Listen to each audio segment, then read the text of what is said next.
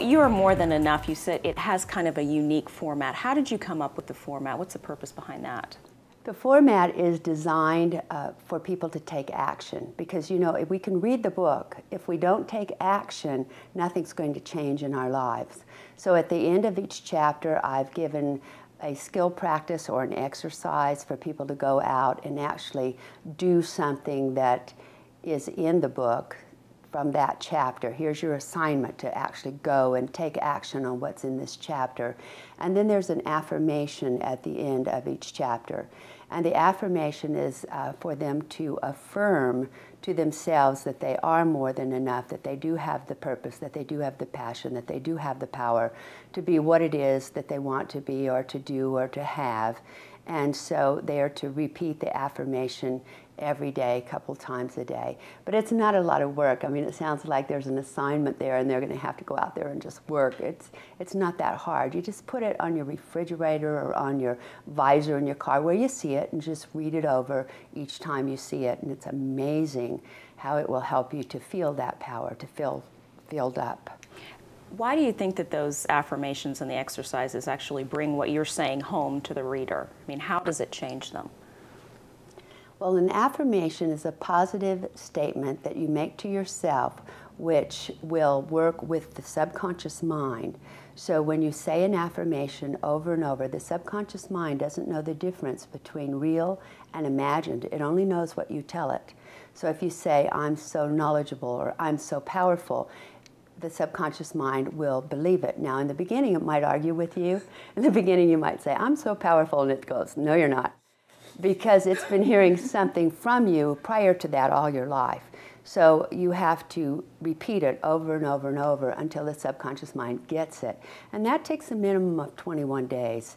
And so you'll notice that the book is also formatted that things are done in 21-day increments. Now, I don't know if you really want to answer this question, but is this something that you did personally and found that it worked for you? Most definitely. All of my life I've been doing affirmations. Well, ever since I knew about them, let's say. My father was a salesman, and he taught me to do affirmations when I was about 17 years old to become more self-confident because I was overweight, I was clumsy, I had very bad skin, and my dad made me say these affirmations in order for me to learn to believe in myself. How did you as a 17-year-old start using affirmations to change the things about yourself and to boost your self-confidence? Well, actually, it started the day that my father said, come into the kitchen and sit down at the table, and I want you to write down what you want your tombstone to say. And I thought, what did I do now? He's going to kill me. But what it was he wanted me to write down what I believed that I would like to be remembered for. He said, if you'll write down what you want to be remembered for after you're gone, then you'll live your life to that. You will go, like that's the goal. You will live your life in order to make that happen. And to do that, he taught me about affirmations. Now, my dad was a salesman, and we're talking a lot of years ago. And he always affirmed to himself that he was a great salesman and that he could make the sale in order for him to keep having confidence.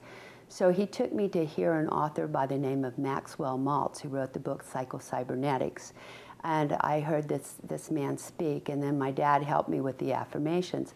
And my first affirmation was, I am just fine, just like I am. So, and I would have to say that over and over and over because I was overweight, I was self-conscious, I come from a very large family.